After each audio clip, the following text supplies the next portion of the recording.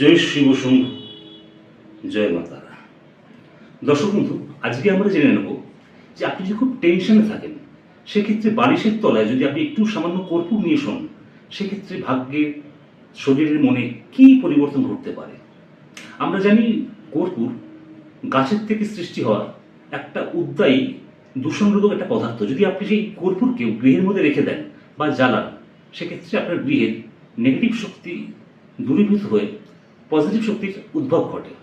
আপনি যদি কোনো বিষয়ে প্রচণ্ড টেনশনে থাকেন, হয়তো কোনো সেই টেনশনই এতই বিপর্যস্ত যে আপনি কোনোভাবে কোনো কাজে মন লাগাতে পারছেন না, ঘুমোতে পারছেন না, খেতে পারছেন না, এমন যদি কোনো পরিস্থিতি হয়, সেক্ষেত্রে আপনি একটা কাজ করতে পারেন। রাত্রে শোবার আগে সামান্য একটি কর্পূর বালিশের তলায় নিয়ে রাত্রে ঘুমোবার আগে আপনার ইষ্ট দেবতার নাম নিয়ে শুয়ে পড়ুন এবং শোবার আগে ভগবানের কাছে প্রার্থনা করবেন যাতে আপনার এই প্রবলেমটা যেটা সলভ হয়ে যায়।